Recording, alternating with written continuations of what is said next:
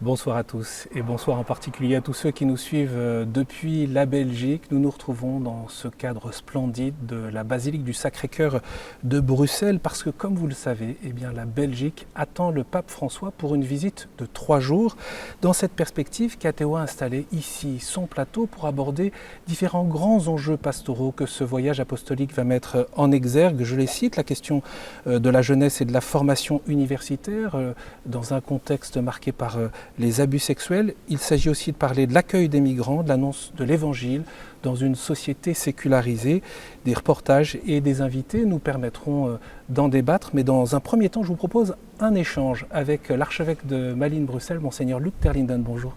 Bonjour. Merci beaucoup d'être là avec nous et de consacrer un peu de votre temps dans cette semaine qui est encore très tournée vers la préparation de ce voyage. Ce que je vous propose peut-être, c'est de nous dire, ici on se retrouve dans cette basilique de Kuckelberg, ce qu'elle évoque pour vous personnellement comme archevêque. Ce qu'il évoque surtout pour moi, c'est à chaque fois que cette basilique se remplit des fidèles de toute la Belgique. C'est une musique nationale et c'est sa première vocation. Et c'est là qu'elle est la plus belle finalement, quand elle réunit, quand on se réunit autour du Christ aussi, pour célébrer ensemble. Ouais, chef-d'œuvre de l'art déco, c'est aussi pour ça qu'un certain nombre de visiteurs viennent ici, puis finalement peuvent être pris par cette atmosphère de prière. Je vous propose, Monseigneur, d'aborder le programme de ce voyage du pape François, parce que peut-être que certains en ont entendu parler sans avoir en tête les différentes étapes. Du 26 au 29 septembre, l'arrivée du pape, c'est le jeudi 26 à 19h10 à Metz-Brook. En effet, accueilli par le roi et la reine, et puis les évêques de Belgique seront là aussi, pour cette grande joie que nous avons d'accueillir le Saint-Père ici en Belgique. Vendredi matin, le pape est reçu par le roi et la reine au château de Laeken. Exactement, donc il rencontrera personnellement le roi, et puis il aura une rencontre de ce qu'on appelle le corps constitué, les corps constitués belges, et aussi avec le Premier ministre, mais aussi des membres du gouvernement et des autorités politiques, mais aussi de la société civile. C'est un moment important aussi, parce que c'est un moment où il y aura un dialogue aussi entre le pape et la société belge à travers ses représentants. C'est le premier discours d'ailleurs du pape François ici sur le sol belge. L'après-midi, le pape François est attendu à 16h30 à Leuven, parce que la raison de sa venue, c'est les 600 ans de l'Université catholique. Exactement, donc on fête 600 ans de l'Université catholique de Louvain sur ces deux sites ou deux universités aujourd'hui, puisqu'il y en a une du côté flamand et une du côté francophone. Mais le lieu historique, c'est Louvain, Leuven, en Flandre, et où le pape sera attendu. Ce sera l'occasion aussi d'aborder certains thèmes, notamment l'accueil des personnes en situation de fragilité et en particulier aussi les réfugiés. Samedi matin, le pape François vient ici à 10h dans cette basilique pour rencontrer les forces vives de l'Église, on peut le dire comme ça. Exactement, donc il vient rencontrer tous ceux et celles qui ont une mission de l'évêque ou sont engagés, que ce soit dans la vie religieuse ou d'autres formes dans l'Église. Il répondra à des témoignages. Exactement, donc nous aurons une demi-douzaine de témoignages, de questions qui seront posées par ces témoins de notre Église belge aujourd'hui, et le pape répondra alors à ceci. L'après-midi, à 16h30, il se rendra cette fois-ci sur le campus francophone de l'UC Louvain. Ouais. Exactement, donc là il ira du côté francophone, même si, comme ce sera le cas à Leuven, les deux universités en fait organisent conjointement ces deux visites, et là il rencontrera plus spécialement les étudiants autour du thème de l'écologie intégrale, de la transition climatique. Et la dernière étape, c'est la messe dominicale à 9h30 au stade Roi-Baudouin. Exactement, donc ça c'est vraiment le sommet de cette visite, avec la célébration de l'Eucharistie dans le stade national de Roi-Baudouin. Avec la béatification de la carmélite Anne de Jésus. Exactement. Donc, c'est aussi très beau parce qu'Anne de Jésus, donc cette sœur espagnole, une compagne de Thérèse d'Avila, qui est allée fonder des Carmels en France et puis dans nos régions, ici, et elle est morte à Bruxelles, dans le Carmel qu'elle a fondé. Et c'est vraiment une européenne, une femme profondément européenne, parce qu'elle a traversé les frontières, elle a envoyé des sœurs aussi fondées notamment en Pologne, Et donc c'est aussi cette Europe spirituelle qui se construit avec une personne comme Anne de Jésus. Évidemment, tout cela est à suivre en direct sur KTO et ktotv.com. Il y a un peu plus d'un an, le pape vous nommait archevêque de Malines-Bruxelles. Vous avez été ordonné évêque début septembre 2023. Et voilà que vous allez être à côté du pape, vous allez l'accueillir, vous allez être derrière lui dans la papamobile. C'est finalement très bref, ça vient très rapidement. Comment vous vivez ça, vous, comme archevêque ? Je vis d'abord ça comme un beau cadeau qui nous est fait. Et pas d'abord à moi, mais vraiment aussi à la Belgique, à l'Église de Belgique. Et ça me touche beaucoup. Et le pape vient aussi comme un ami. Et donc on célèbre les liens d'amitié qu'il a noués depuis l'enfance en Argentine avec des Belges, qu'il a toujours gardés. Et ça, je crois que c'est une émotion importante. Il vient comme un berger, mais aussi comme un ami et comme un frère. Et je suis persuadé que durant toute la visite, en fait, c'est cette fraternité qui va régner. Ça résonne avec votre devise épiscopale, Fratelli Tutti. Au fond, en quoi le pape François peut être inspirant pour un jeune évêque ? C'est inspirant parce que c'est un vrai pasteur. Et moi, je reconnais en lui aussi le curé de paroisse qu'il a été. Et c'est vrai que moi-même, j'ai été curé. Et je dirais que c'est peut-être ma vocation première. C'est vraiment là que j'ai trouvé le sens même de mon sacerdoce. Et donc, je pense que ce qui me touche aussi, c'est cette figure du bon pasteur, du berger qui est proche de ses brebis. Il le dit souvent d'ailleurs, il faut que le pasteur prenne l'odeur des brebis. Avant de parler de la Belgique que le pape François va rencontrer, je voudrais juste qu'on regarde un peu en arrière et qu'on se pose la question de savoir qu'est-ce qui constitue l'âme de ce pays, l'âme de la Belgique. Qu'est-ce que vous aimeriez nous partager ? La Belgique, c'est un petit pays, mais qui a toujours été au contact avec des cultures diverses, ça on le sait, on ne doit pas l'expliquer, qui a été dans l'histoire souvent l'objet d'invasions ou a été gouverné par des souverains de différents pays. Et donc c'est vraiment un carrefour des nations. Et d'autant plus aujourd'hui avec la situation de Bruxelles, qui a un rôle international important, mais aussi une population très très diverse, multiculturelle. Et ça c'est passionnant. Et ça se reflète aussi dans notre Église aujourd'hui en Belgique. Et donc je dirais, pour nous, l'âme de la Belgique, c'est sans doute cette ouverture. Elle a toujours connu une ouverture vers les pays voisins, vers le monde. Une mentalité qui le permet aussi. Je pense que notre culture et notre mentalité est plutôt pragmatique. On n'est pas très idéologue en Belgique. En général, on nous le reproche parfois. D'ailleurs, on trouve qu'on est un peu mou. Mais en fait, c'est parce qu'on a un côté beaucoup plus pragmatique de voir les choses. On dit parfois que la Belgique est aussi un pays de commerçants. Donc, ce qui compte surtout pour nous, c'est de pouvoir un peu faire son commerce, un esprit un peu libéral aussi dans l'âme. Quelle a été la rencontre entre le sens du compromis qui est propre à la Belgique et qui est nécessaire à la coexistence et l'Évangile ? Alors, je pense qu'il faut garder à l'Évangile toute sa saveur. Il ne faut pas essayer d'y mettre trop de commentaires ou de temps bas de page pour garder sa saveur. Mais le cœur de l'Évangile aussi, c'est cette attitude de Jésus qui manifeste toute la tendresse, toute la miséricorde du Père, et spécialement pour les pécheurs, pour les paralysés, pour les malades. Et donc je pense qu'au nom de l'Évangile, aujourd'hui, eh bien, nous sommes invités à une attitude vraiment celle du bon pasteur, de celui qui prend soin.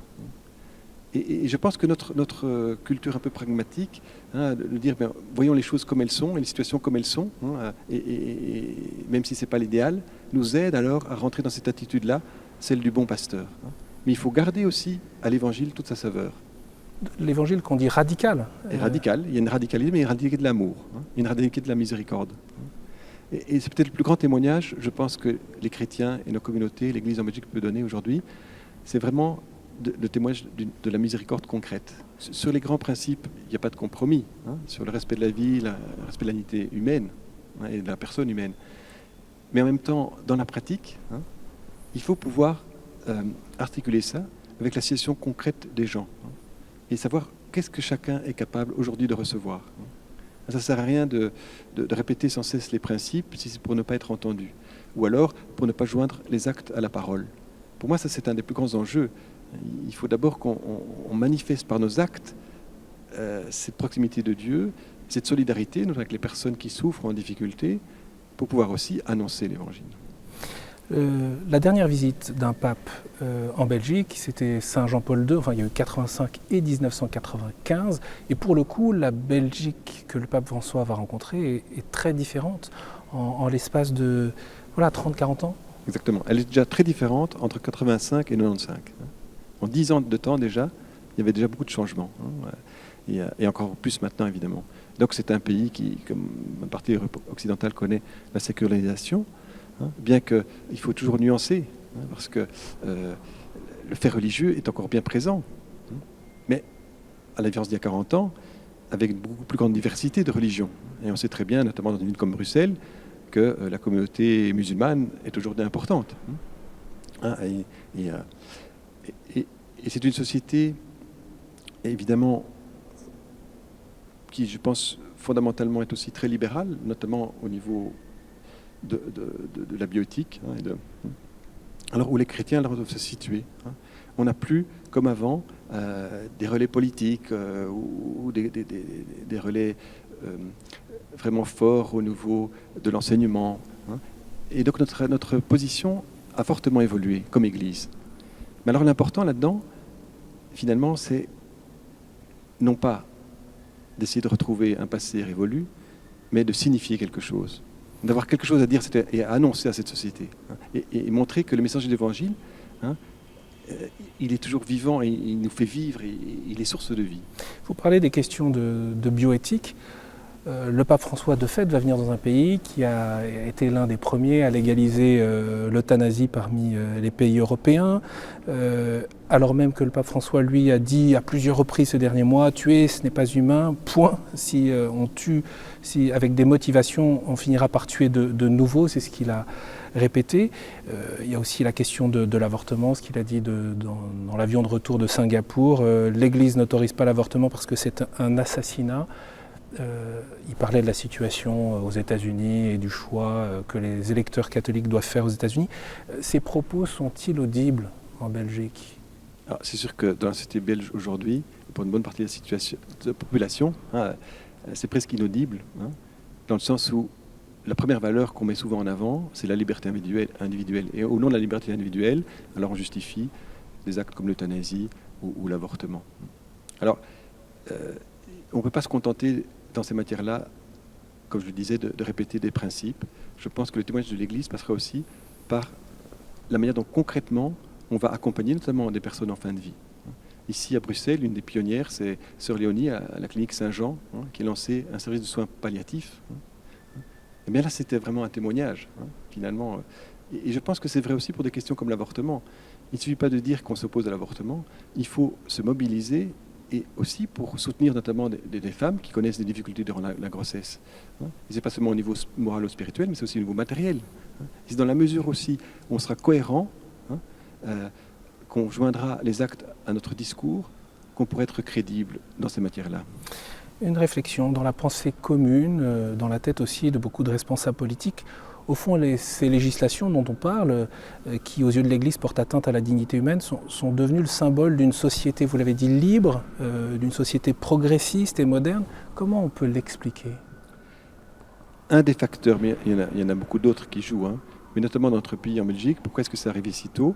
Moi, je pense que c'est aussi du fait que l'Église catholique et ses relais, notamment politiques, ont une influence très forte sur la société, et notamment sur ces questions-là. Et donc on l'a vu au début des années 90, quand le Parti social-chrétien a été pratiquement pour la première fois depuis la fin de la Deuxième Guerre mondiale dans l'opposition, tout de suite on a fait passer des lois de bioéthique. Et c'est un peu comme une victoire, ça a été présenté comme une victoire. Comme une revanche. Comme une revanche, oui, comme une revanche. Et donc ça nous invite quand même un peu d'humilité, et de montrer que... Et je vois ça quand même dans d'autres pays où l'Église catholique et le catholicisme a été très imprégnant et très fort. Il y a un peu une revanche, une réaction qui joue. Alors il y a un tas d'autres facteurs aussi dans l'acte culturel actuel. Pour moi, le facteur très très fort, c'est vraiment, je me répète ici aussi, mettre en avant, et en premier lieu, presque comme seule valeur unique, la liberté individuelle. Mais comment vivre cette liberté sans la solidarité, sans les liens qui se tissent, sans quand même un cadre de référence, de valeurs partagées. Ça, c'est le grand défi pour aujourd'hui, c'est retrouver des chemins pour retrouver ce cadre de référence qui nous permet de vivre ensemble, hein, et de nouer des liens. Et là, je trouve que, comme chrétiens, comme Église, on a aussi un message fort. Hein, c'est favoriser le lien social, favoriser la solidarité. Face à ces progrès, la société belge ou les sociétés qui vont dans ce chemin sont-elles plus heureuses, d'après vous? Alors, c'est toujours difficile de dire on est plus ou moins heureux, ça, je ne veux pas rentrer dans ces considérations-là, mais en tout cas, comme pasteur, et dans ma vie de prêtre et aujourd'hui d'évêque, je vois aussi quand même beaucoup de souffrances. Et malheureusement, elles sont souvent cachées. Et là, je crois qu'on a aussi le devoir de pouvoir mettre à jour ces souffrances. Hein. Moi, je crois beaucoup qu'à un moment ou un autre, les consciences, elles vont s'exprimer, elles vont parler. Hein. Et donc, c'est toujours dangereux d'étouffer la voix de la conscience, hein, de tout point de vue. Hein. Et ça a été vrai aussi pour l'Église, quand parfois, sous pression, hein, on n'a pas respecté la liberté et la conscience de certains. Mais ça peut être vrai aussi dans notre société d'aujourd'hui, hein, avec le politiquement correct, qui fait qu'il y a certains sujets, notamment ceux dont on parle ici, qu'on ne peut presque pas aborder en fait, en public. Certains considèrent que les évêques ont été trop frileux ou sont trop frileux dans leurs paroles publiques. Est-ce que vous trouvez ça juste ? Les évêques belges s'expriment aussi sur toutes ces questions-là, hein, quand il faut, mais ne veulent pas abuser tout le temps de cette parole, parce que sinon, à la fin, on va devenir inaudible. Et c'est pour ça que je crois vraiment que ce n'est pas l'engagement seulement des évêques, mais c'est peut-être l'engagement de toute l'Église. Ça, c'est pour moi très important. Et comme je le disais, en joignant les actes à la parole. J'évoquais votre diocèse Malines-Bruxelles, qui a évidemment une place très particulière en Belgique, à cheval entre les Wallons et la Flandre, et qui inclut Bruxelles, cette capitale que vous avez rappelée cosmopolite et européenne. Combien il y a de catholiques à Bruxelles sur les 2,9 millions d'habitants dans votre diocèse, si je ne me trompe pas? Il y a une étude récente de l'Université de Louvain qui nous dit qu'à peu près un Belge sur deux s'identifie comme catholique. Ça ne veut pas dire qu'il est pratiquant, régulier, ni quoi que ce soit, mais il se reconnaît comme catholique. Vous êtes né en 68. En 68, je crois que c'était 98% pour la Belgique en général. Hein. De baptisés, oui. Oui. Donc, mais ici, on parle de ceux qui s'identifient comme catholiques. Oui. Ce qui est en soi encore beaucoup, hein. Et avec des niveaux d'appartenance très différents, mais qu'il faut respecter. Parce qu'on ne peut pas réduire la pratique religieuse, par exemple, à la messe dominicale. Hein. Des personnes qui vont de temps en temps grande fête religieuse ou pour un mariage, à l'église sont aussi des pratiquants. Quelqu'un qui va brûler un cierge dans une église, c'est aussi une forme de pratique. Et on entendait aussi lors du voyage du pape François en Asie et Pacifique, ceux qui pratiquent la charité sont aussi des pratiquants d'une certaine manière. Bien sûr, oui, oui.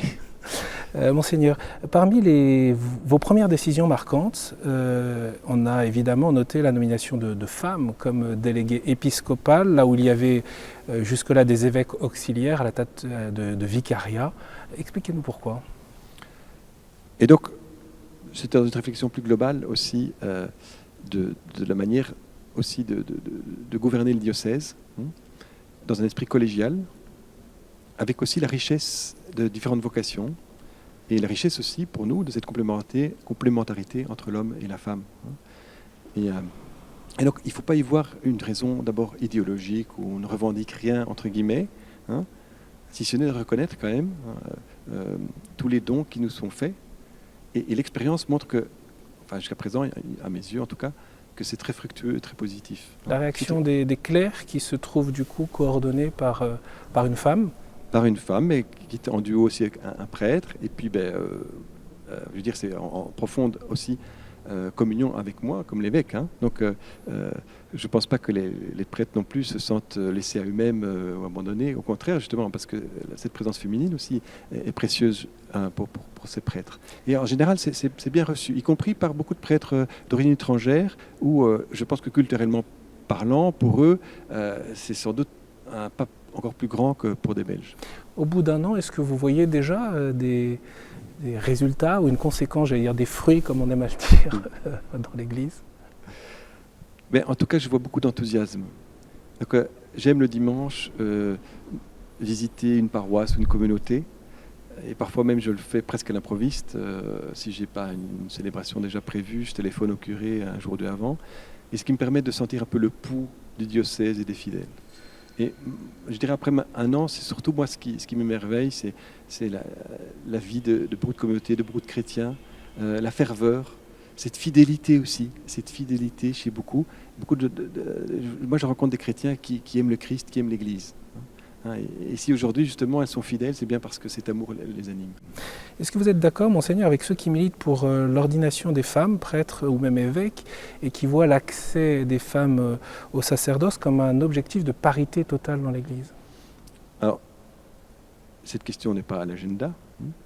C'est vrai que nous avons posé la question de l'ordination diaconale de femmes, parce que ça a déjà existé dans l'histoire. Bon, on peut encore approfondir, et il y a des commissions qui le font. Et parce que sur ces questions, moi je crains toujours une récupération idéologique. Donc, et l'Église continue, même si c'est pas la pensée courante aujourd'hui, qu'il y a une complémentarité entre l'homme et la femme.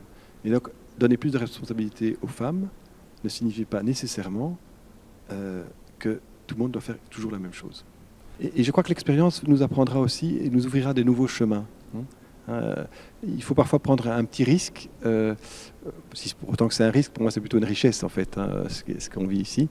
Une audace en tout cas. Une certaine audace, mais pas sans balise, pas sans discernement. Pour vous, quelle expérience la Belgique peut apporter justement dans la réflexion actuelle sur la synodalité dans l'Église? Alors, je pense que déjà en Belgique, dans nos paroisses, comme dans d'autres pays et églises du monde, on vit déjà certaines formes de synodalité à travers notamment les différents conseils qui ont été mis en place, y compris les conseils pastoraux, pas seulement dans les diocèses, mais aussi au niveau des paroisses et des équipes pastorales. Et donc on a une certaine expérience, même si il faut évidemment qu'on évalue ça, qu'on aille plus loin, plus profondément aussi dans cet esprit synodal qui n'est pas simplement un débat démocratique, mais qui est un discernement commun de ce que l'Esprit Saint nous dit, et qui doit déboucher aussi sur des actions concrètes, sur des décisions. Sur la mission. Et sur la mission. Parce que tout ça n'a de sens que pour l'annonce de l'Évangile. Sinon, ça n'a pas de sens. Un autre apport, je pense, de la Belgique, c'est que quand même, on a une tradition théologique forte. C'est quand même, on le sait, les théologiens belges, avec d'autres, mais ont aussi joué un rôle important au Deuxième Concile du Vatican. Et là, je pense qu'on a aussi un service à rendre, parce qu'on est encore aussi nourri par cette tradition théologique, et de nourrir cette réflexion, parce que c'est très important aujourd'hui, notamment c'est un des défis du synode qui s'ouvre à nouveau en octobre sur la synodalité, c'est la dimension théologique, la réflexion théologique autour de ces questions. Vous espérez, pendant la visite du pape François, pouvoir partager avec lui, réfléchir, vous avez des questions à lui poser justement sur ce synode ou d'autres grands chantiers du pontificat? Je suis en tout cas très curieux de ce que je pourrais apprendre, recevoir, échanger aussi avec le pape François. Oui, ça me stimule beaucoup. Merci pour ce premier échange, Monseigneur Terlinen. Comme je le disais dans cette émission, on va poursuivre notre échange. Le plateau va s'élargir avec nos autres invités et notamment on reviendra aussi sur cette question douloureuse des abus sexuels dans l'Église. On l'a dit et vous l'avez mentionné, le pape François vient en Belgique pour les 600 ans de l'Université catholique de Louvain. Avant de parler des défis de l'université aujourd'hui et de l'accompagnement des jeunes générations, eh bien, je vous propose un premier reportage. Notre journaliste Juan Diego Ortubé a assisté à la rentrée universitaire sur le campus de l'Université catholique de Louvain, l'UC Louvain. On regarde ensemble, ce qui nous laisse le temps aussi, Monseigneur Terlinden, de rejoindre nos invités. Des valises qui roulent sur le campus, des retrouvailles chaleureuses, l'année universitaire commence à Louvain-la-Neuve.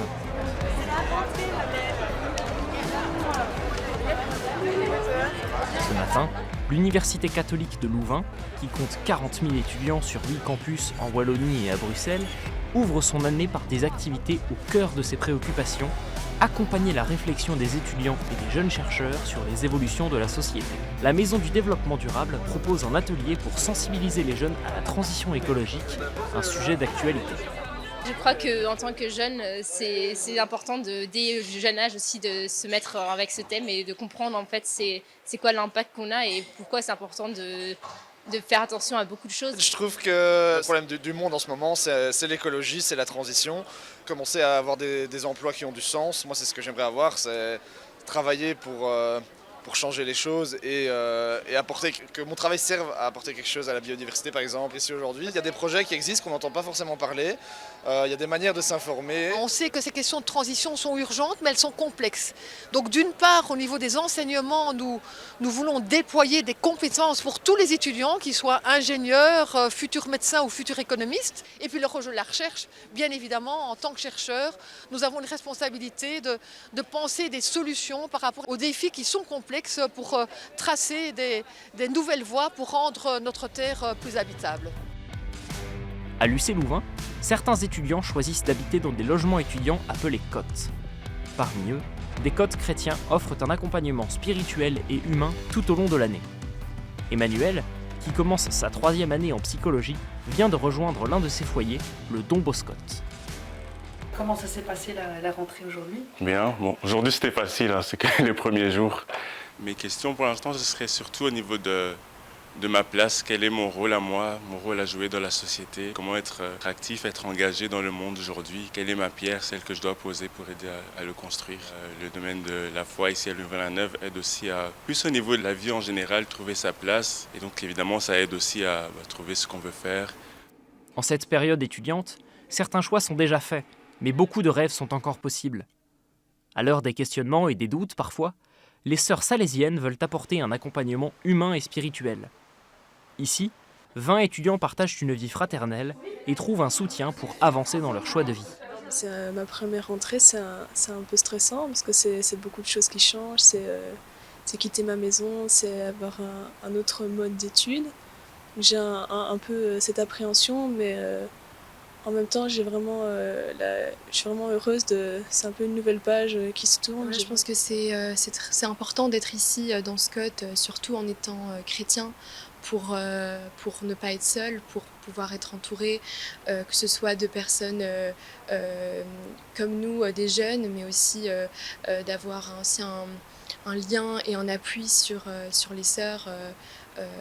Je trouve ça assez important pour ne pas se sentir un peu abandonné. Bénis le Seigneur, ô mon âme, n'oublie aucun de ses bienfaits. Bien souvent, les jeunes nous disent que dans l'église est très loin. Alors nous, ce qu'on fait, c'est qu'on est proche matériellement, physiquement, et puis aussi, je dirais, spirituellement, à l'écoute de leurs nécessités. Et on commence par construire la confiance avec eux.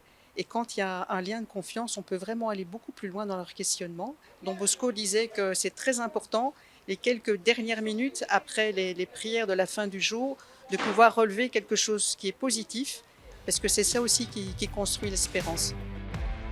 Les aumôneries paroissiales proposent aussi un accompagnement aux étudiants, pour les aider à discerner dans leur vie de foi et leur vie professionnelle. À Anderlecht, situé dans le sud-ouest de l'agglomération bruxelloise, les étudiants du quartier se rassemblent un mercredi par mois pour des moments de partage, de discussion et de prière. C'est un moment où ils acquièrent des compétences importantes dans l'un ou l'autre domaine professionnel, qui puissent être accompagnés dans leur questionnement sur leur foi. Ce partage autour de la parole de Christ, ça libère un peu ce stress que nous on a en tant qu'étudiantes, des examens, beaucoup de choses. Mais lorsqu'on vient à la rencontre, en fait, on sort d'ici un peu comme neuf, renouvelé. Comme Alvin, Elisabeth ou Emmanuel, près de 300 000 étudiants inscrits dans l'enseignement supérieur en Belgique se préparent à entamer une nouvelle année universitaire. Bonne soirée. Bonne soirée. Oui, bonne nuit. Voilà, sur ce plateau ici, au sein de la basilique de Kuckelberg, eh bien, nous sommes heureux avec Monseigneur Terlinden de retrouver nos différents invités. Aude Brochier, merci beaucoup d'être là.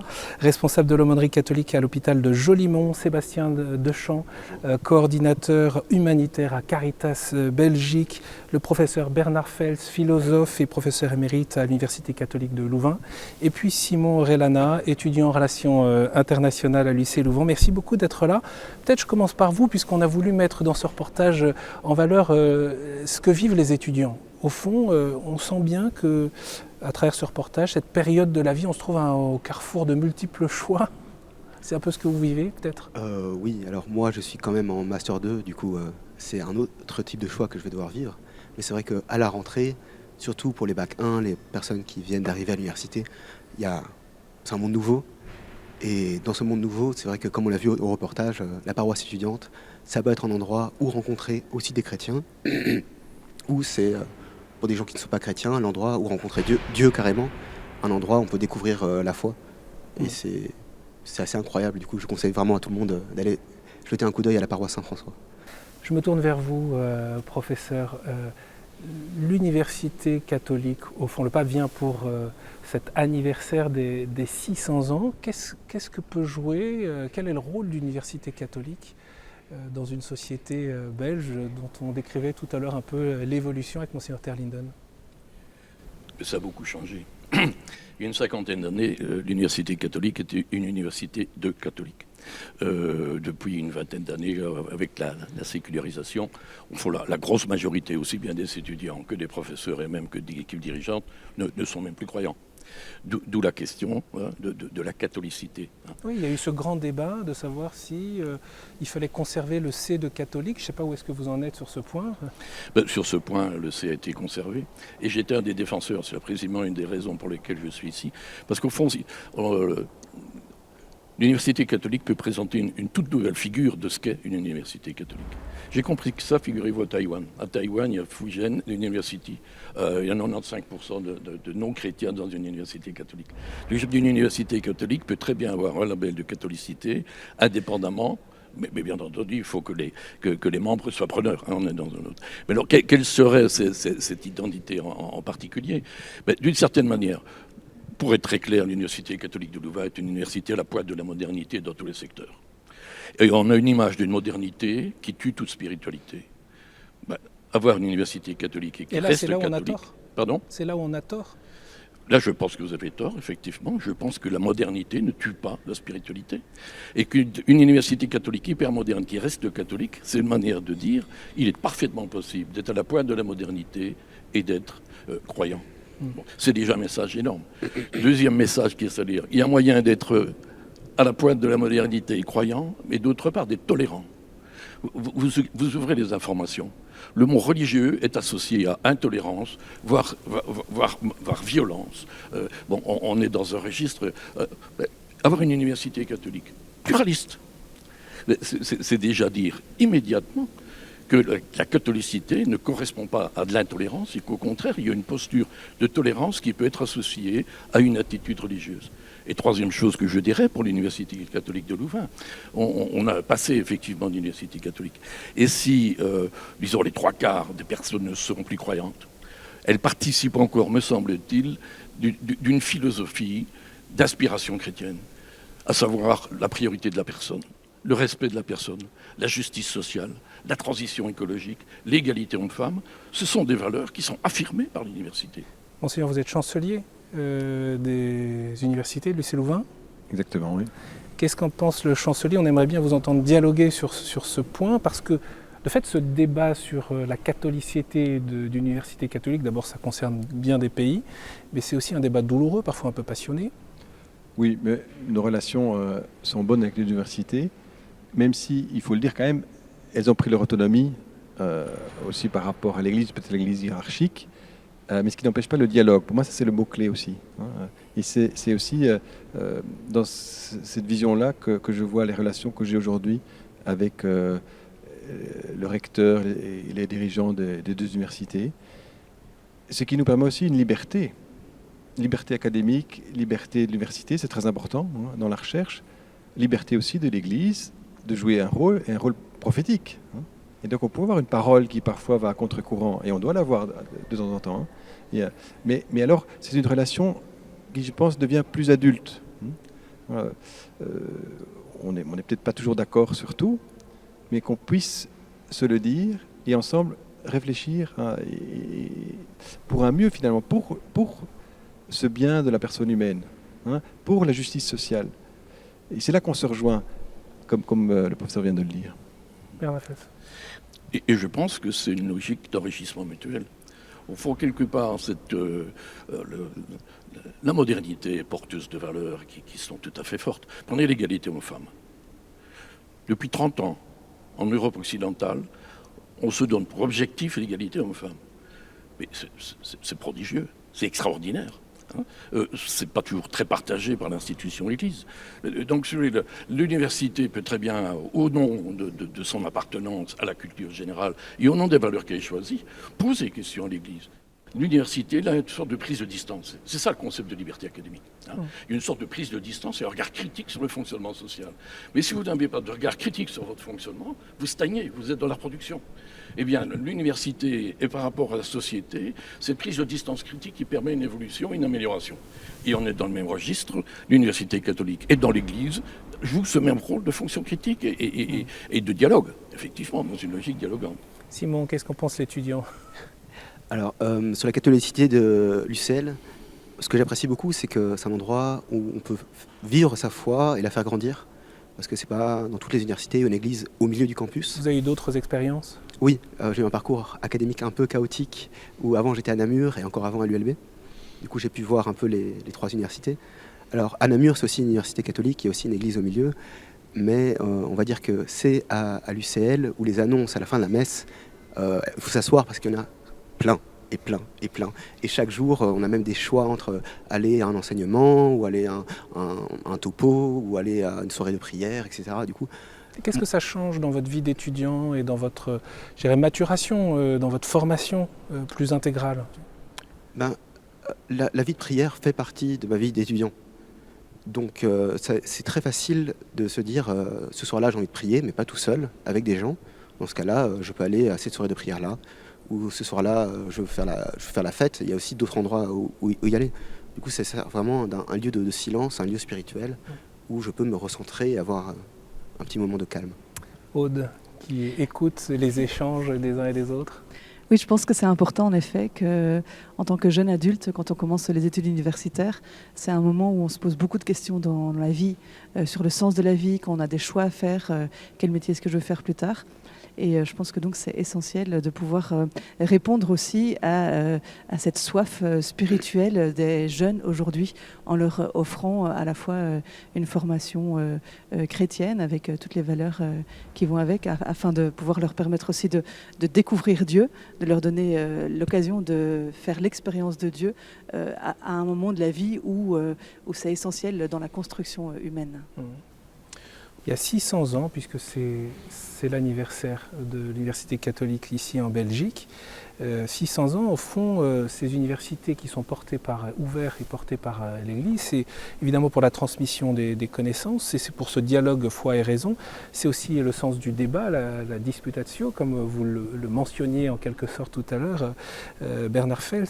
Au fond, comment réarticuler aujourd'hui ce dialogue foi et raison au-delà des suspicions et pour permettre aussi aux catholiques, en quelque sorte, de pouvoir avoir un droit de cité dans le domaine intellectuel sans qu'on puisse dire « si t'es catholique, non merci ».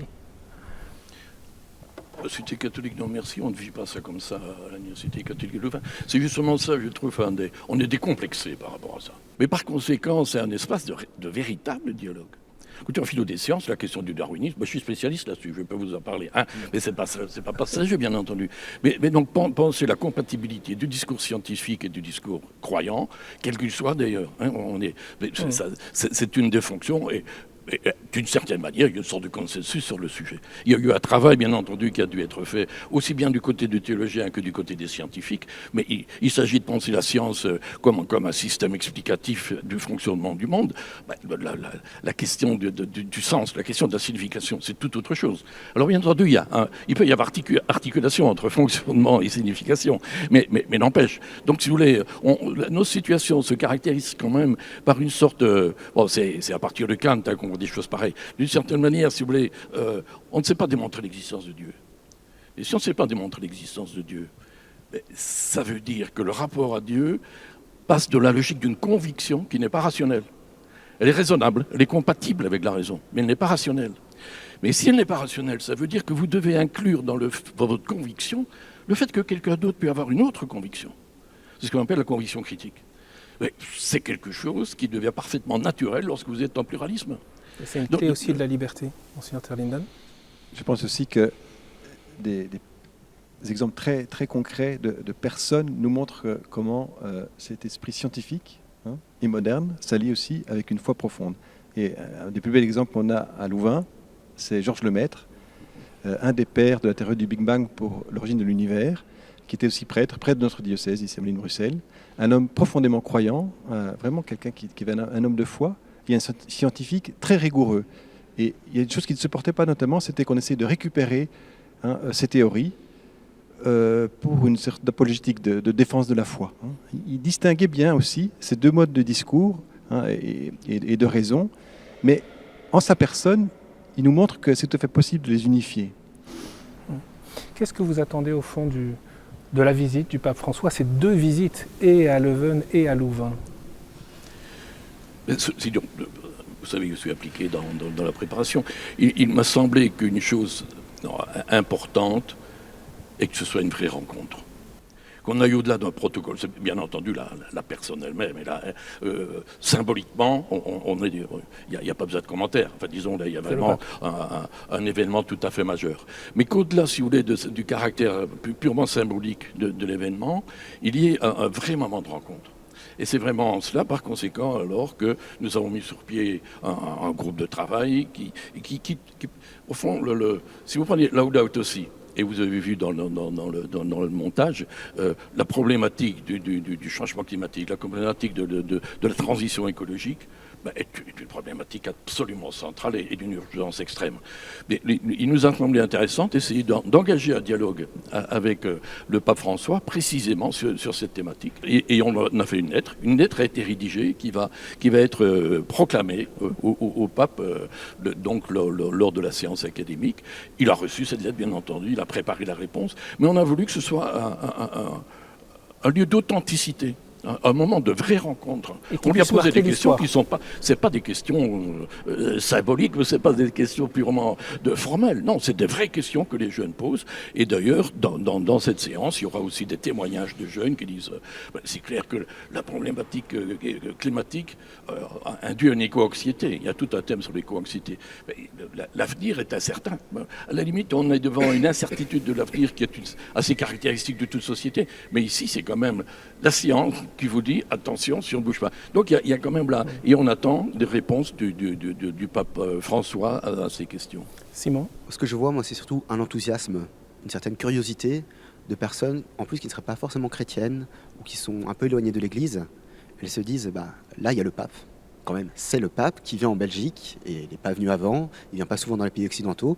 Pourquoi pas aller le voir s'ils arrivent à avoir une place, parce que c'est pas donné à tout le monde, parce qu'elles sont parties très vite. Mais c'est vraiment cette curiosité, cet enthousiasme que je vois, et je trouve ça très intéressant, parce que c'est aussi une occasion de partager la foi. Pourquoi est-ce que le pape y vient? Qui est le pape? Quelle est sa fonction? Qu'est-ce qu'il va dire? Qu'est-ce qu'il va dire? Voilà, quel est son message? Et c'est l'occasion de se dire, au fait, il va parler du Christ. Qu'est-ce qu'est le Christ? Et puis là, on peut passer un message. Quoi. On évoquait à l'instant avec Monseigneur Terlinden le fait que sur cette première rencontre à Leuven avec le pape François, il y aura une place particulière pour les personnes fragiles et en particulier les migrants. Eh bien, nous sommes allés à la rencontre de deux familles qui sont installées aujourd'hui en Belgique. Elles ont été accompagnées par la communauté de Saint-Egidio à travers ce qu'ils appellent les couloirs humanitaires qui permettent de voyager de manière sûre pour des personnes qui peuvent demander le droit d'asile en accord avec les autorités. Je vous propose d'écouter leur témoignage. Comme tant d'autres réfugiés, fuyant la violence et l'incertitude, Mustapha et sa famille ont dû tout abandonner pour chercher un avenir meilleur. Ils sont arrivés à Arsroth, situé à 35 km de Bruxelles, côté flamand, en avril 2024, après un long périple. We are from Afghanistan. When the government of Taliban took over, and they start ruling over Afghanistan, so therefore we feel that we won't be safe here in Afghanistan. So we plan to find a way for a better life for my children's futures. We tried a lot, and after some months, we fortunately got the visa to Pakistan. And Pakistan also, the refugees are has many issues there regarding their stay there, their visa, financial issues. More than 2 years, we finally meet some members of Saint Egidio in Pakistan, and that ended up as here in Belgium. That was the turning point of our life and my children's life.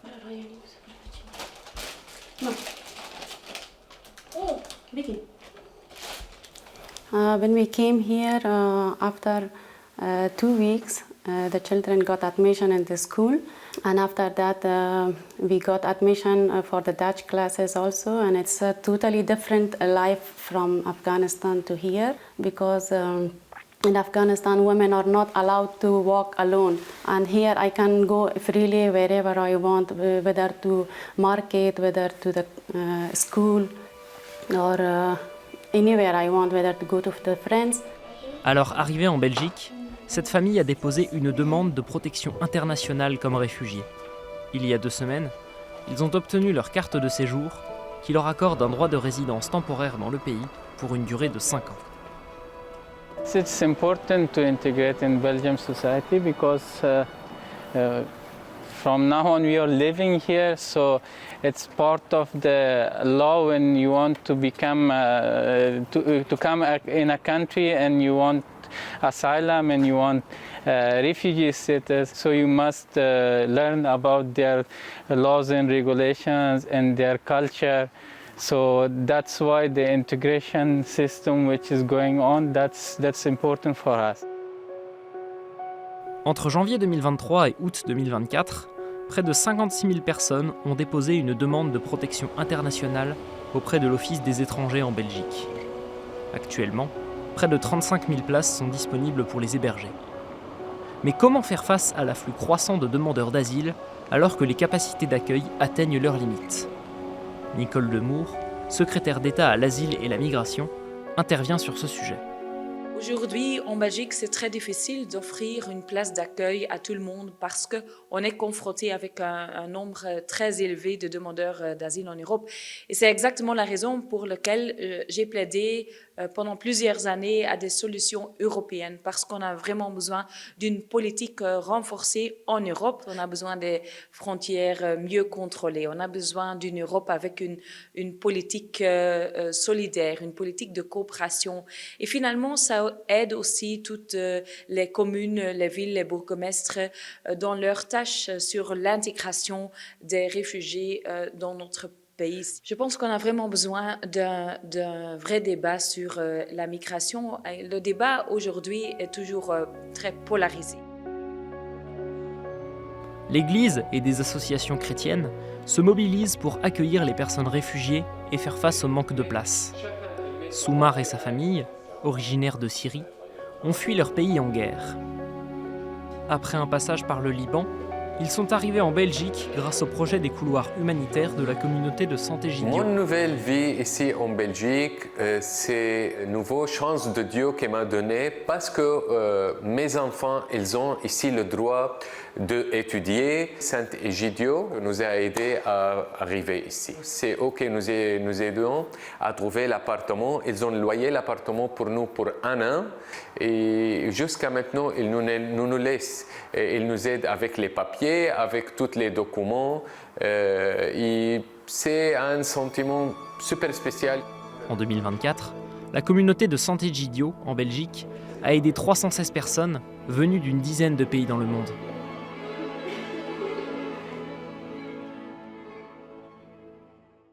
Parmi les pays européens, la Belgique est une des destinations de nombreux migrants et réfugiés. Sébastien Deschamps, je dis que vous êtes coordinateur humanitaire pour Caritas Belgique. Comment vous décririez le contexte actuel pour la Belgique ?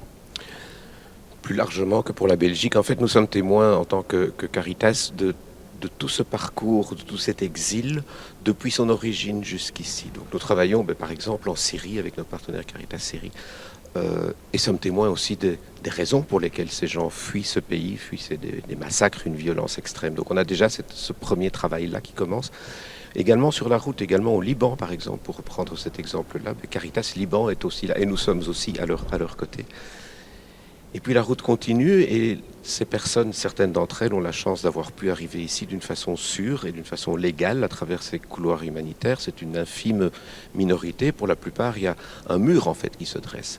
Madame Demour parle de renforcement des frontières. C'est bien de ça qu'il s'agit. C'est même une militarisation des frontières au niveau européen.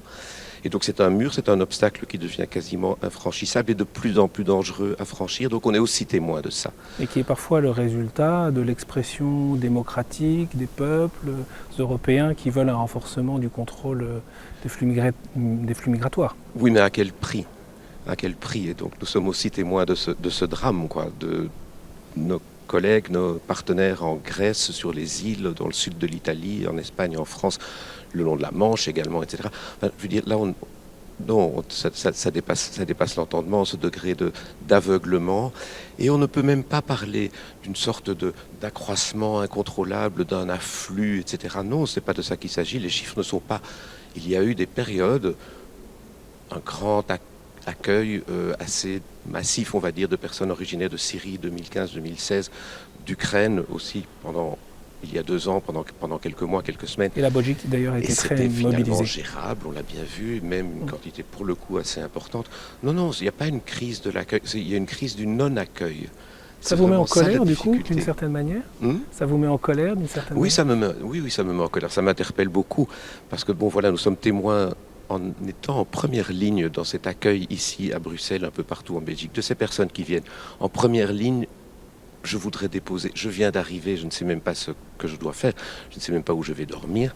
Et donc être là dans cette première ligne. Et puis après, en ayant un peu déblayé les obstacles, les premiers obstacles administratifs, en deuxième ligne, dans un accompagnement qui peut durer des mois, etc. Donc on accompagne des centaines et des centaines de familles. On sent qu'il y a une vraie solidarité au niveau de la population belge, au niveau de certaines paroisses, de certains quartiers, de milliers de familles aussi qui se manifestent et qui disent voilà, oui, bien sûr, on peut aider, on peut... Et donc il y a quelque chose d'extrêmement révoltant à voir par ailleurs ce dossier, si on peut dire, ou cette cause, de plus en plus polarisée, mais dans le mauvais sens du terme en fait, de plus en plus politisée, instrumentalisée, avec une idée de peur et de dire nous ne pouvons pas faire plus, mais c'est infime ce que nous faisons en Belgique et en Europe par rapport à ce que font d'autres pays. Je veux dire 80%, 90% des réfugiés, des déplacés dans le monde sont dans leur propre pays, quelque part dans un pays en pleine souffrance déjà, etc. Il n'y en a que 10% peut-être qui arrivent en Europe, et parmi eux, 0,00 qui arrivent en Belgique. Un des pays les plus riches du monde. Donc oui, il y a quelque chose de révoltant, mais je pense que le pape François va porter ce message. Apporter un message d'encouragement pour les personnes qui s'engagent, apporter, j'espère et je suppose, un message aussi qui interpellera... pas ceux qui sont déjà interpellés, mais ceux qui ont des décisions à prendre. On sortir est dans une de la culture de l'indifférence. De construction de nos prochaines politiques gouvernementales, belges, européennes. Je pense qu'il sera entendu, je pense qu'il souhaitera certainement en parler. Monsieur Linden, quelle est la vocation des chrétiens? Quelle est la vocation de l'Église? On sait que l'Église ici est mobilisée pour l'accueil des migrants. Oui, mais la vocation de l'Église, elle est d'abord à travers notamment Caritas, et tout ce travail énorme qu'ils font. Et c'est aussi de donner un visage à ces personnes. En fait, la peur naît de la méconnaissance, on dresse des frontières, et quand on les rencontre, qu'on entend leurs récits, alors c'est tout différent. Et on voit qu'en Belgique aussi, des gens se mobilisent, et des chrétiens, pas seulement des chrétiens aussi, autour de situations concrètes, parce qu'ils ont un visage devant eux, et pas une menace. Ce sont des êtres humains, des hommes et des femmes, des frères et des sœurs. Et je pense que là, l'Église a vraiment un rôle à jouer. Et j'ai l'espoir aussi dans les mois qui viennent, j'espère que ce sera un peu plus tranquille après la visite du pape, qui nous demande beaucoup d'efforts et nous réjouit, mais aussi peut-être pour travailler à ça, j'en ai déjà parlé avec d'autres qui sont proches aussi de cet accueil des migrants, à diffuser des différents récits, parce que c'est très important. Ici on parle de personnes humaines, on ne parle pas de statistiques, de chiffres, ou de frontières à bâtir, mais on parle d'hommes et de femmes, d'enfants. C'est ça qui peut faire sortir du débat polarisé, comme moi je suis convaincu que ça contribuera à sortir du débat polarisé. Aude, Simon, comment vous réagissez à ce que dit Sébastien? Oui, je pense qu'en tant que Belge, en tant que chrétien, et même en tant qu'être humain, on a un devoir d'accueil. Si ma petite sœur, j'ai 2 petites sœurs, mais si ma petite sœur était en Afghanistan et qu'elle venait ici, je souhaiterais de tout mon cœur qu'elle puisse rester ici, qu'elle puisse vivre sans avoir traverser des barbelés dans les Balkans ou la mer Méditerranée et peut-être mourir.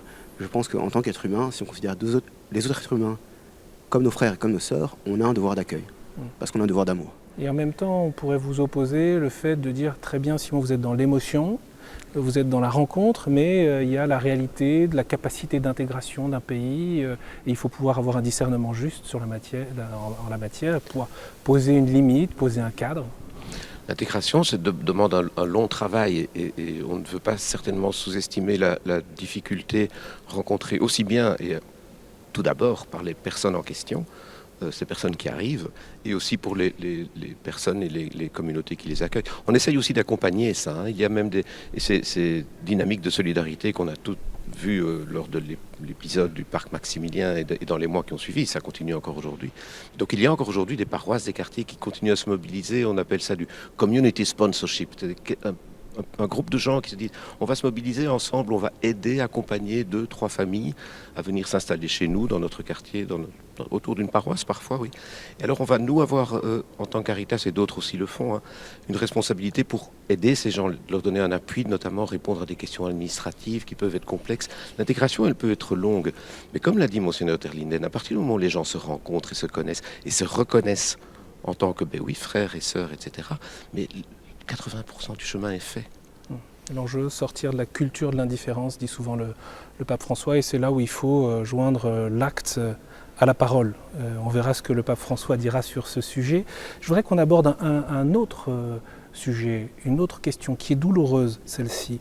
En septembre dernier, il y a un an, la série de 6 épisodes du documentaire Retten, les oubliés de Dieu, a été diffusée sur la VRT, la chaîne publique flamande, reprise ensuite en novembre sur la RTBF côté francophone. Une vingtaine de personnes y témoignaient à visage découvert des abus commis par des membres du clergé. Ce documentaire a suscité une nouvelle onde de choc en Flandre et de manière aussi peut-être moindre du côté wallon. Je vous propose d'écouter les responsables des points de contact francophones et néerlandophones qui accueillent les personnes victimes, des points de contact mis en place par l'Église et donc qui nous disent un peu comment ils vivent cette nouvelle difficulté ou cette nouvelle crise en quelque sorte vis-à-vis des abus sexuels ici en Belgique. Het was eerder een soort omerta, niet alleen in de kerk om daarover te spreken, maar in heel de samenleving. Ik denk dat de serie God vergeten heeft de slachtoffers echt laten zien in hun kwetsuren als een mens die niet meer verborgen bleven. En het misbruik in de kerk heeft heel veel losgemaakt, omdat iedereen dan kon zien hoe vernietigend het kan zijn voor een mensenleven. Maar dat heeft dan niet alleen te maken met seksueel misbruik in de kerk, maar met elk seksueel misbruik op jonge leeftijd. Dat vernietigt een leven. La première bombe a été en Belgique l'affaire Van Gelu. Et puis il y a eu plusieurs autres événements qui ont fait que les abus sexuels ont pris beaucoup d'importance, également en partie francophone, mais moins qu'en Flandre. À chaque révélation, cela a un impact très conséquent sur la psychologie des victimes qui se disent à un certain moment, moi qui ai tout gardé pendant des années et des années, je me décide à révéler ce que j'ai vécu. Sommige mensen verwachten oprechte excuses van de kerk en dan bijstand, bijna spirituele bijstand. Die willen ondersteund worden in hun verder geloof. Andere mensen verwachten eigenlijk psychologische bijstand, de hulp bij de therapie en dat voor zolang het duurt. En andere mensen gaan nog verder, die willen eigenlijk dat de kerk niet meer publiek wordt gefinancierd, dat de kerk eigenlijk zich terugtrekt uit de samenleving. Auparavant, c'était un petit peu la loi du silence, avec des déplacements d'auteurs abuseurs. Et donc, on essayait d'étouffer un petit peu l'affaire.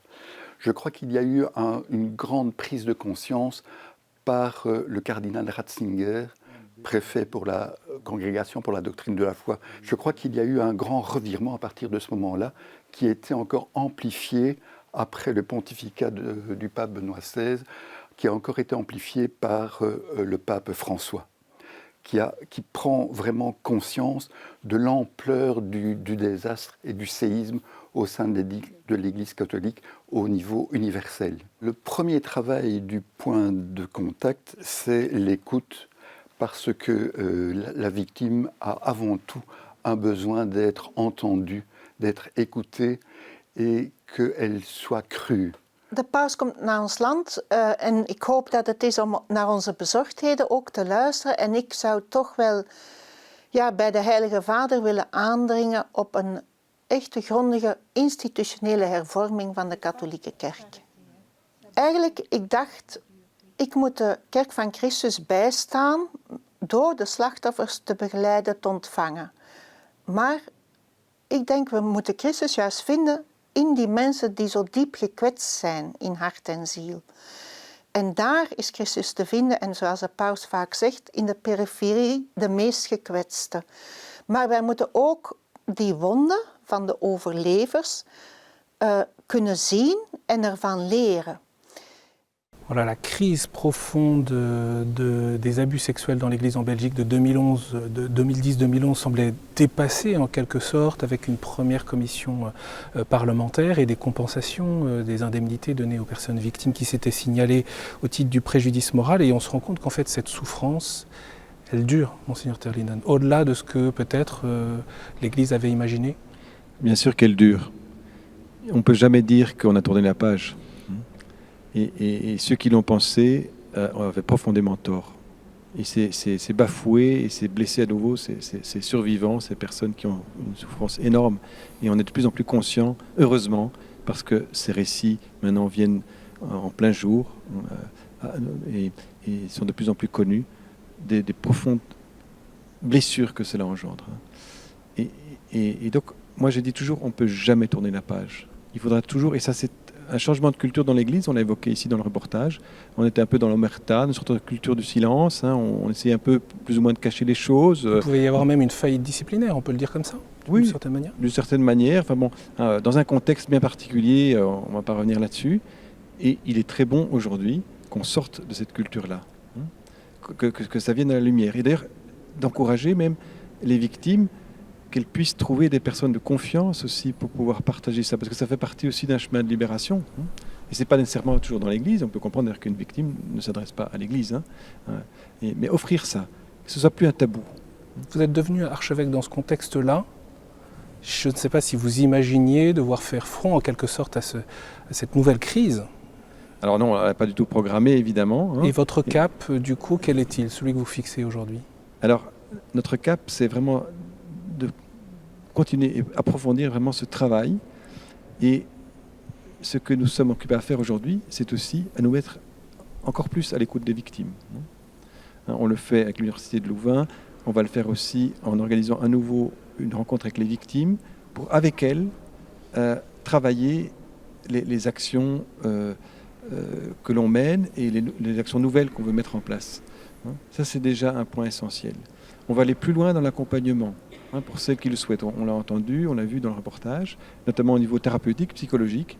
Nous voudrions, comme Église aussi, en collaboration et à partir des recommandations que le Parlement nous a fait, travailler à ça.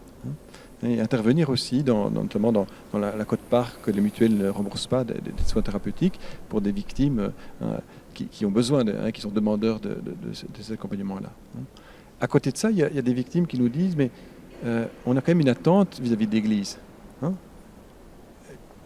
Pas tous, c'est ceux librement, c'est ceux qui veulent, mais aussi d'un accompagnement, je pense même, spécialement spirituel.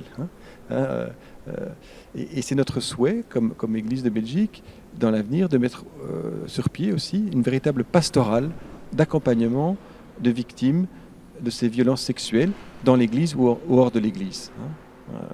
Dans le respect de chacun, du parcours de chacun, des consciences de chacun, mais d'offrir ça. Parce que c'est aussi ça que nous avons à offrir comme Église. On développe des pastorales dans le domaine hospitalier, dans un tas d'autres domaines, mais là aussi, on a à offrir finalement cette tendresse, cette miséricorde de Dieu, en nous faisant accompagner aussi par des professionnels, c'est pas de l'amateurisme, on ne peut pas improviser dans ce domaine-là. Et pour ceux qui le souhaiteraient, évidemment. Je voudrais vous entendre au-delà de la parole de l'archevêque, la parole de l'Église institutionnelle, vous, comme chrétien, comment vous vivez ces crises douloureuses, Aude? Mais l'Église, je crois que c'est chacun d'entre nous aussi. Et moi, quand je rencontre des patients à l'hôpital qui ont été blessés d'une manière ou d'une autre, plus ou moins profonde par l'Église, eh bien, voilà, en tant qu'aumônière catholique, j'ose faire cette démarche de leur demander aussi pardon au nom de l'Église. Et je trouve ça une démarche qui peut libérer la personne et lui faire commencer un chemin de guérison aussi, hein, une certaine forme de thérapie. Et je trouve ça très beau quand le pape François, à chacun de ses voyages presque, a ce souci de rencontrer les victimes d'abus sexuels. Et voilà, plusieurs papes, et le répètent aussi plusieurs fois, ont demandé pardon, XVI, oui. Ce qui est quand même assez rare pour un chef d'État de demander pardon. Mais aussi pasteur de toute l'Église. Voilà. Sébastien? Oui, ce qui a été dit tout à l'heure dans l'émission, une des premières phrases qu'on entend, c'est de dire que c'est aussi un problème de société. Donc alors, c'est clair qu'il y a un problème très spécifique à l'Église, lié à sa culture, à son mode de fonctionnement, on en a parlé.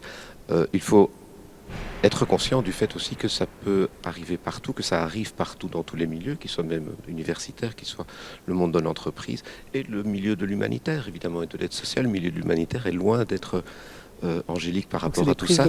On a dû aussi faire cette prise de conscience il y a déjà plusieurs années. En fait, souvent aussi, dès que se met ou dès qu'est mise en place une relation de pouvoir, en quelque sorte, ou d'autorité, et celui qui donne peut rendre parfois un certain pouvoir sur celui qui reçoit, pour simplifier les choses. Donc en tant qu'organisation, on a aussi cette responsabilité, et on en a pris conscience il y a déjà plusieurs années dans notre réseau, Caritas et dans d'autres organisations aussi. Donc vraiment mettre en place, mais d'une façon très professionnelle et très systématique, des systèmes de prévention, de prise de conscience au niveau de tous les équipiers, qu'ils soient salariés, qu'ils soient bénévoles, qu'ils soient occasionnels, qu'ils soient permanents, vis-à-vis des personnes qui sont accueillies, qui sont reçues chez nous aussi, qu'ils sachent qu'ils se sentent en sécurité, qu'ils sachent pourquoi que c'est garanti, faire de l'Église que une plusieurs maison sûre. voies d'accès sont ouvertes si elles ont quelque chose à dire, un doute, une plainte. Donc mettre en place tous ces systèmes, c'est un vrai travail, ça s'apprend, on le fait depuis plusieurs années et je crois que c'est important de rappeler qu'il y a des responsabilités vraiment à beaucoup de niveaux différents. Comment les jeunes réagissent, Simon, et puis après Bernard? C'est vrai que ces abus, ça a quand même entaché la réputation de l'Église qui doit être quand même un exemple moral. Et cette tâche-là, vraiment, ça a abîmé toute cette confiance-là. Du coup, oui, ces critiques reviennent là quand je parle de l'Église. Ils disent, oui, ils nous disent de faire ça, mais eux, l'Église, des membres de l'Église ont fait ça. Du coup, ces critiques reviennent souvent. Et c'est perçu comme ça, comme un manquement de l'Église. Bernard Fels? Oui, tout ça est parfaitement pertinent. Mais il y a une chose quand même qui, moi, me frappe très fort. En France, c'est 200 000 cas. 200 000. Donc selon les études statistiques. Oui, d'accord. Mais donc ça veut dire que ce ne sont pas des accidents personnels. Ça veut dire que quelque part, il y a un élément structurel. Et je suis étonné de voir qu'on ne le cherche pas. Bon, non. Alors c'est clair que la place du corps dans la théologie, la place de la sexualité dans la théologie, regardez le discours sur le célibat.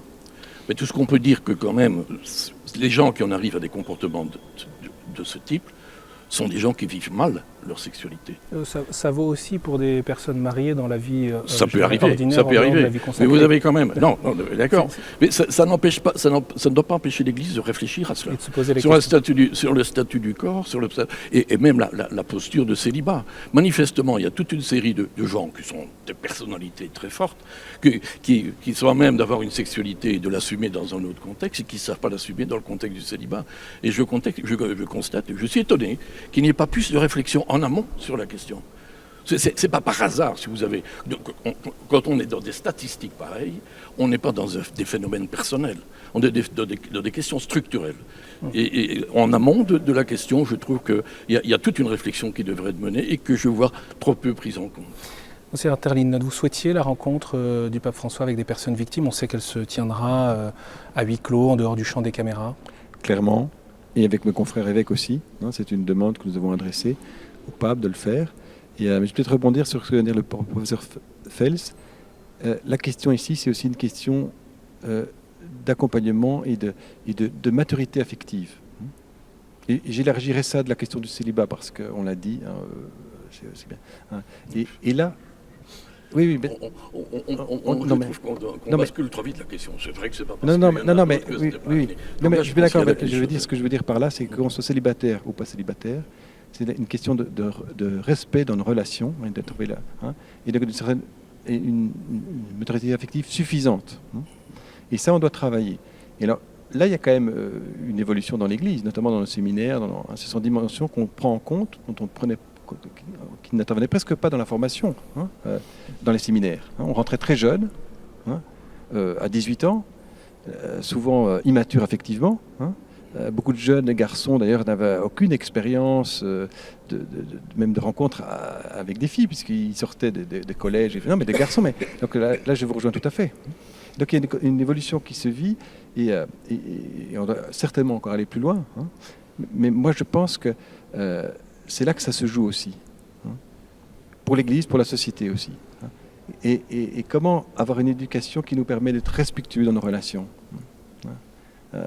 Et aussi comment discerner et comment repérer les signaux d'alerte, parce que malheureusement on ne supprimera jamais ce genre de tendance ou parfois cette pathologie, mais il faut être très vigilant. D'où l'importance de la prévention, comme le disait Exactement. Et donc c'est aussi un volet. Et donc moi je partage l'avis qu'il faut aller plus loin, il faut aussi pouvoir structurellement se remettre en cause.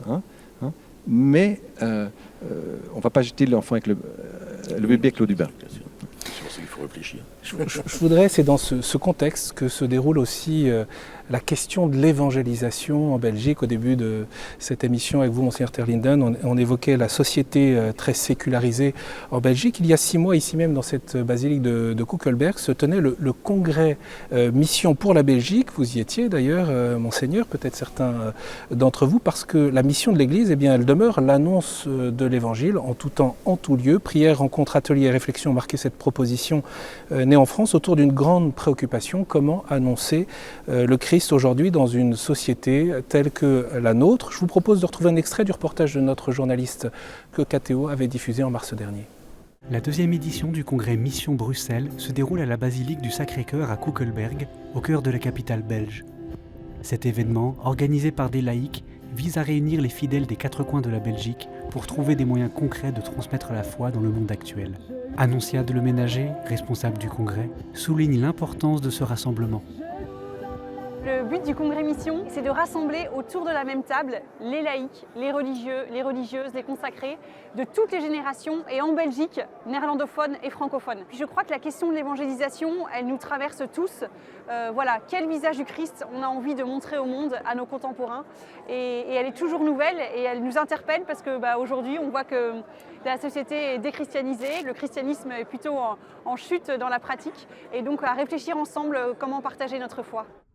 Aujourd'hui, la fréquentation de la messe dominicale en Belgique est en baisse de 40% par rapport à 2017. Elle est passée de 286 000 fidèles à près de 172 000 en 2022, selon le dernier rapport annuel de l'Église en Belgique. Alors, pour questionner cette baisse, la table ronde « Nous sommes quasi seuls dans notre paroisse, que pouvons-nous faire ?» a voulu proposer des idées concrètes pour la vie paroissiale. J'ai fait le constat, moi, partant de ma petite expérience, là où je suis sémé, qu'il est plus urgent d'amener Christ aux gens que d'amener les gens à l'Église. Et ça, c'est le fil conducteur de toute notre action. Donc peut-être qu'il faut avoir des noyaux forts où selon ce qu'on est, on se nourrit, parce que il faut être humble. Enfin, je vais parler de simplicité, mais aussi être humble et se dire qu'on va peut-être pas sauver le monde et une paroisse avec ça. Cédric vient d'une paroisse rurale. Il est venu chercher des idées pratiques. Je me sens un peu impuissant. Il y a de nouveaux couples, il y a des gens qui s'installent dans le village mais qui ne sont pas du tout finalement en contact avec la paroisse. Et donc je me suis inscrit à cette table ronde pour venir puiser des idées, pour aussi échanger, peut-être voir un peu comment c'est vécu ailleurs, en espérant pouvoir apporter à notre prêtre ou quelques amis de la paroisse quelques idées qui permettraient pourquoi pas d'essayer d'ouvrir un peu la paroisse sur le village. La prière est au cœur de ce congrès mission. Une tente avec le Saint-Sacrement en permanence permet aux participants de prier à tout moment avec des prêtres disponibles pour les confessions. Le samedi soir, 3 veillées de prière sont proposées à un public plus large. Annick Beuten a préparé la veillée Dieu agit à la basilique de Kuckelberg. L'annonce de l'Évangile, on ne peut la faire qu'à travers la prière, c'est-à-dire on regarde Jésus et on dit à Jésus dis-nous Seigneur ce qu'il faut dire. Et donc la veillée, elle est là pour qu'elle rejoigne toutes les personnes à la fois dans leur attente et dans leur espérance. Je suis arrivé avec beaucoup de peur, beaucoup d'appréhension, avec beaucoup de combats intérieurs. Et puis par la suite, nous sommes entrés dans l'adoration. Et ce premier temps de louange a vraiment été un temps de prédisposition. Voilà, j'avais vraiment cette impression que le Seigneur était là, quoi.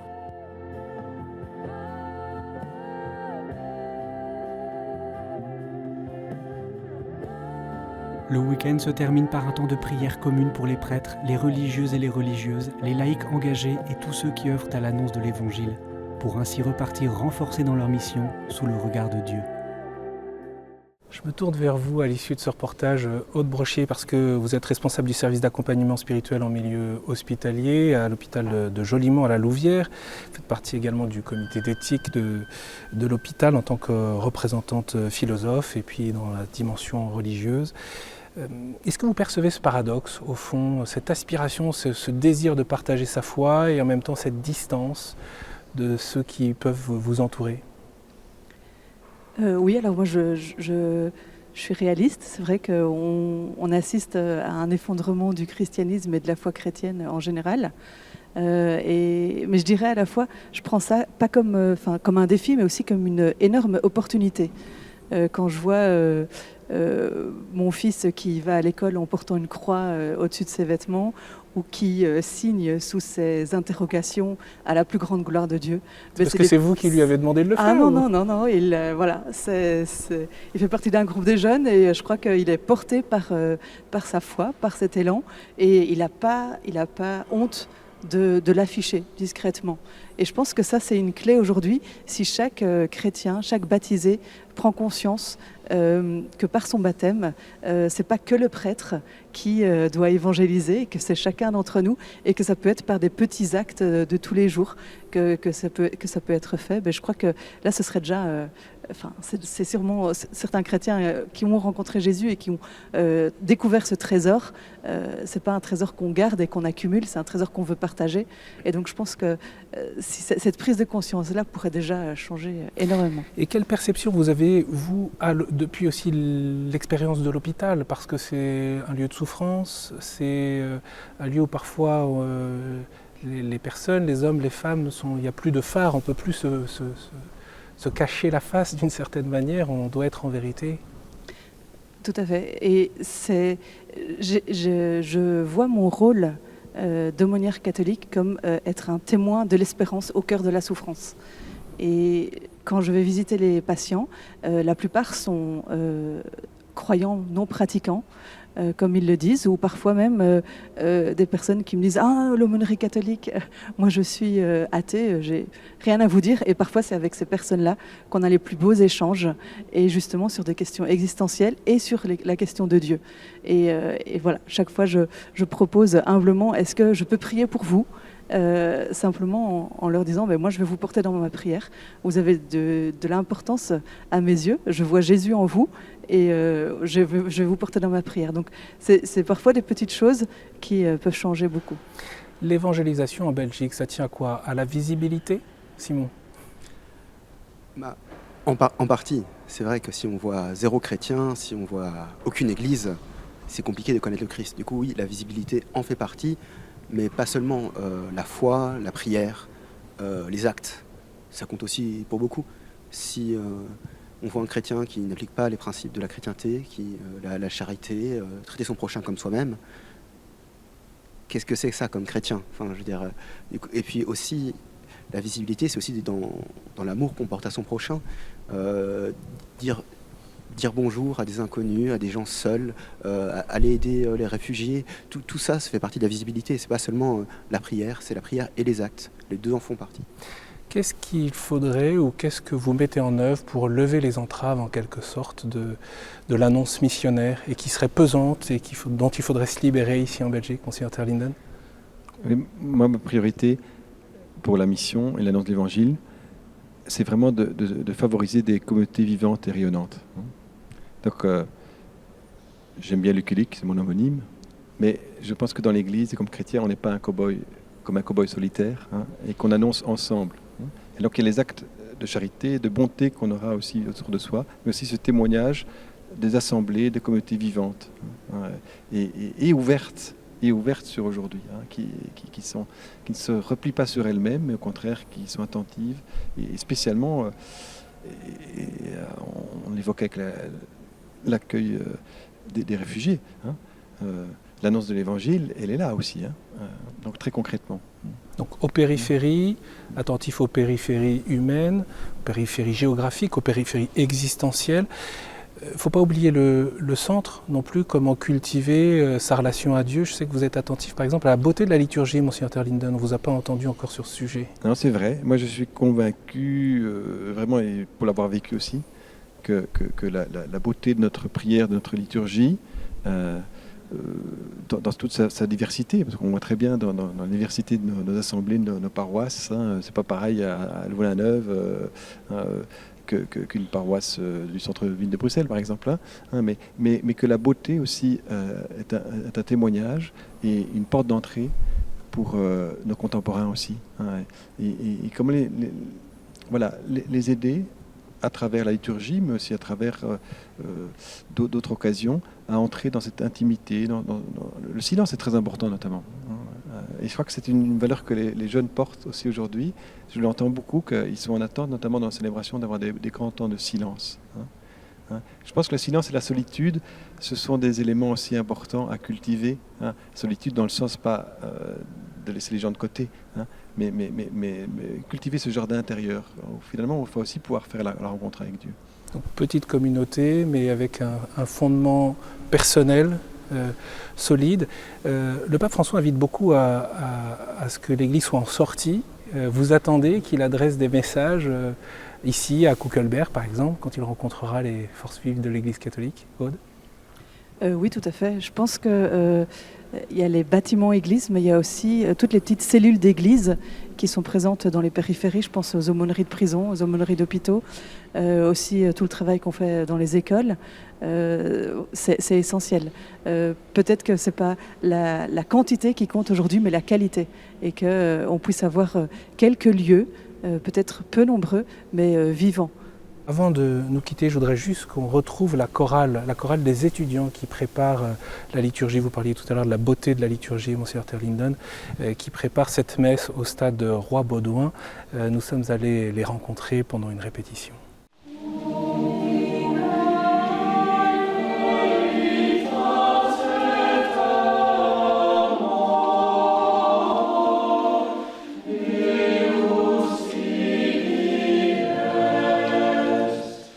Salle de classe changée en salle de répétition. 50 étudiants, membres de la chorale de la KU Leuven, université néerlandophone à Louvain, répètent à quelques jours de la venue du pape. Mais apparemment, il y a encore du travail. On est dans le mode répétition. Rien d'inquiétant pour Kevin, le chef de chœur. On est sur le bon chemin, je suis très sûr de ça. On a encore beaucoup de travail parce que donc on a beaucoup de répertoire à chanter. Il y a une nervosité un peu, comment dire, je sais pas comment dire en français, mais de bonne santé. Je sais pas, c'est quelque chose qui est normal et qui, on va chanter pour 30 000 de personnes et après il y a la télévision, donc on sent que c'est quelque chose de spécial, qu'on va le faire qu'une fois dans notre vie. Donc c'est pas une nervosité paralysante.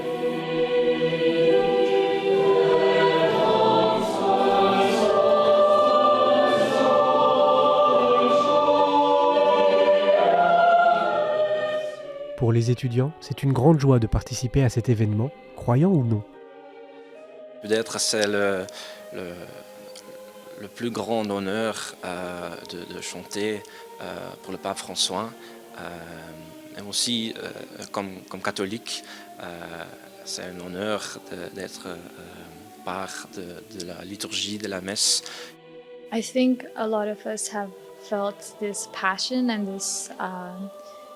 this excitement all together. Sure, mine is coming from a place of being Catholic and seeing the Pope, but many of them are excited because this is an important person and we're coming together as Catholics, non-Catholics, and we're bringing our music to all of these people, sharing together in this happiness. Le chœur de la KU Leuven sera rejoint par celui de l'Université catholique de Louvain, francophone.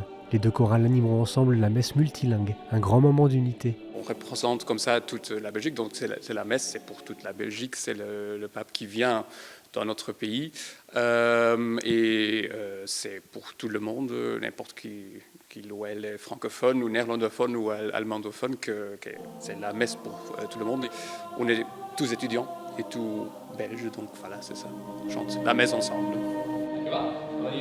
Avec tous les problèmes actuels dans la Belgique, avec l'Église, j'espère que la visite du pape François peut être un moment d'espoir pour l'Église d'être plus unifiée avec les jeunes spécialement.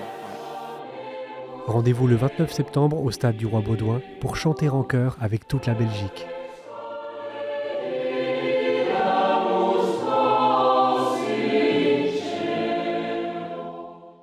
Et un dernier mot sur ce plateau, ici à la basilique de Kuckelberg, avec nos invités. J'aimerais juste, comme mot de conclusion, savoir quelles sont vos espérances, votre espérance, pour vous-même, à quoi vous allez être attentif au cours de ce voyage du pape François et pour l'Église ici en Belgique, Bernard Fels. Oui, on n'a pas du tout fait allusion à ça, mais il a sorti assez récemment un texte sur la littérature. Ça ne peut que séduire. Je pense que le pape François, au-delà de sa fonction, a une personnalité qui est porteuse d'espérance.